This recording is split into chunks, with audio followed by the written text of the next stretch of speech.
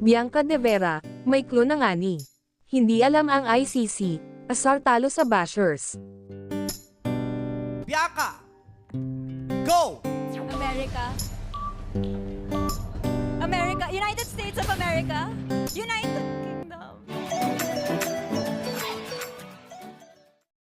Usap-usapan ng mga netizen ang maling sagot ni Pinoy Big Brother Celebrity Collab Edition, Season 1 kapamilya housemate Bianca De Vera, sa jackpot round ng segment na Laro-Laro Pick ng noontime show na It's Showtime.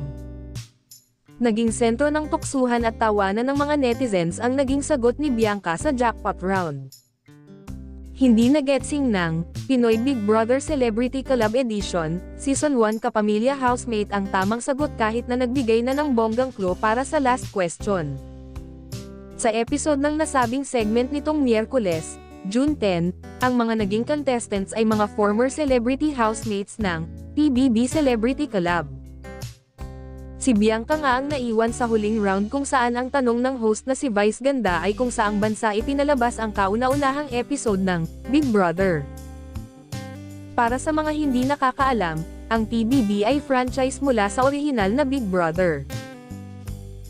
Nagbigay ng clue si Vice kay Bianca at sinabing matatagpuan ito sa bansa kung nasaan naroon ang headquarters ng International Criminal Court o ICC.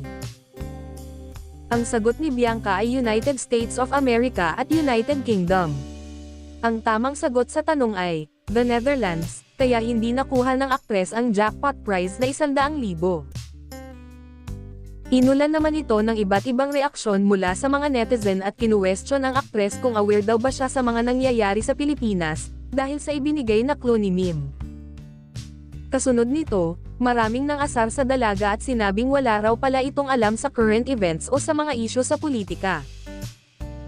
Narito ang ilang comments ng bashers. Ganda lang talaga, may hint na nga halatang wala alam sa politics. Pero ang ganda mo paren. Samantala, wala pang reaksyon at komento ang kampo ni Bianca tungkol dito. Bukod kay Bianca, nagmarka rin sa madlang people ang maling sagot ng kapuso hunk na si Vince Maristella sa tanong kung sino ang host ng longest-running drama anthology sa Pilipinas na Maalaala Mo Kaya? O MMK.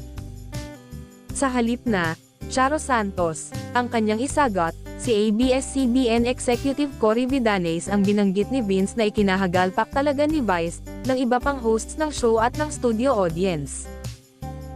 Imbes kasing Charo Santos ang isagot, si ABS-CBN Executive Cory Vidanes ang binanggit niya.